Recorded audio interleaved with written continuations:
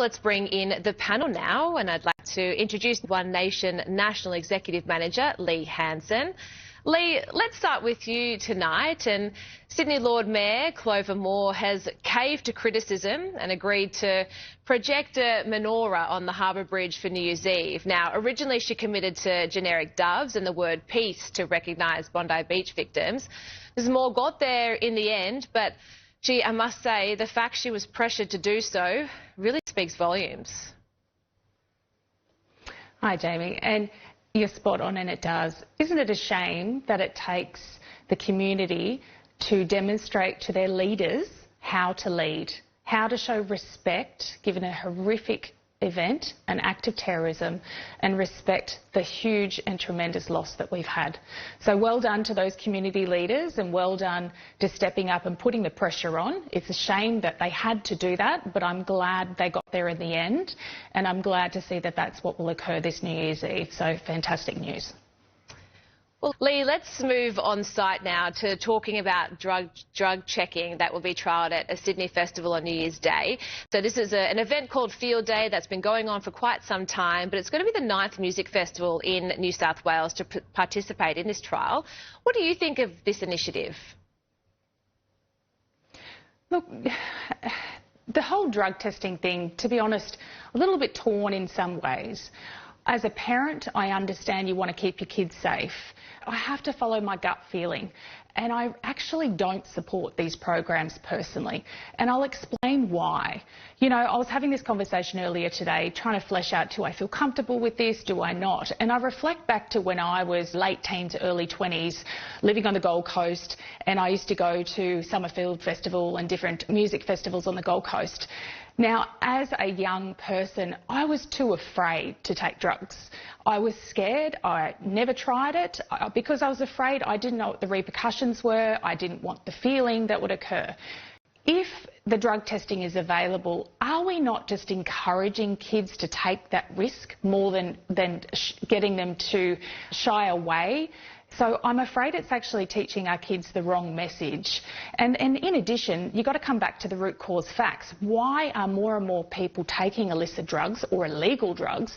And the fact is, a huge contributing factor is that alcohol is far too expensive. So rather than sending the wrong message to our young people today, or party goers at these festivals, shouldn't we actually be sticking to the crux of it? It is an illegal drug, it's not allowed in this country, and instead starting to reduce the ridiculous amount of taxes on alcohol these days and make that more of a safer environment instead of, as I say, sending the wrong message to our young members of society these days. Lee, let's head overseas now, when Presidents Donald Trump and Benjamin Netanyahu met earlier today, with Trump threatening new attacks against Iran, blaming Hamas for the stalled Gaza ceasefire and calling again for Mr Netanyahu to receive a pardon. What did you think of their interaction? Look, good on Trump. I agree we need to get rid of Hamas. He is standing by his word. He has been a very strong leader and the strongest leader in supporting ceasefire in Gaza and Israel. I actually would like to see stronger leadership from our Prime Minister and our government here in Australia. We need to get rid of Hamas wholeheartedly. Well done to Trump. He's standing by his word, and let's just see and hope, wishful thinking, that our Prime Minister will actually stand up and back the ceasefire and getting rid of Hamas as well. Well, Trump has ramped up the pressure on Hamas to disarm. Lee, I want to stay overseas because there's just been a remarkable story coming out of the US. A YouTuber has uncovered enormous fraud in Minnesota, with experts claiming this could be in excess of $9 billion. FBI Director Kash Patel has posted this on X. And you can see here he has basically said, this is a tip of a very large iceberg. We will continue to follow the money and protect children, and this investigation is very much ongoing. But Governor Tim Walz, he has said that they have done everything they can. Authorities have not overlooked the fraud. But Lee, this has happened on his watch. Shouldn't he be held accountable? I'll put this question to you, Jamie.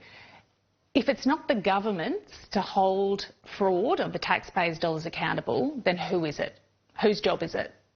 So yes, I absolutely believe that on any government's watch, including Australia, that fraud needs to be checked and maintained and held and cracked down upon at all states of government, all levels of government.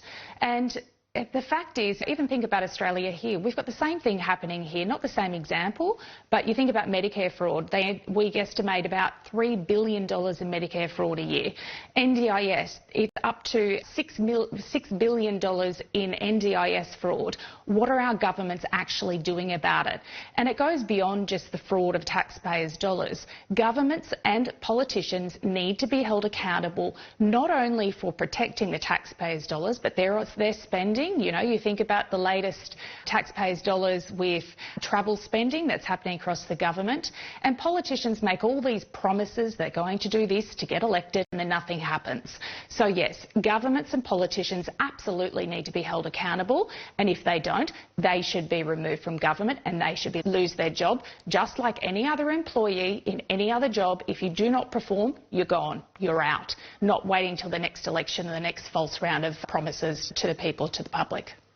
Well, Lee, we need that YouTuber to come and do some investigations here on Australian soil. Angela and Lee, I'll leave it there. Thank you so much for joining me this evening.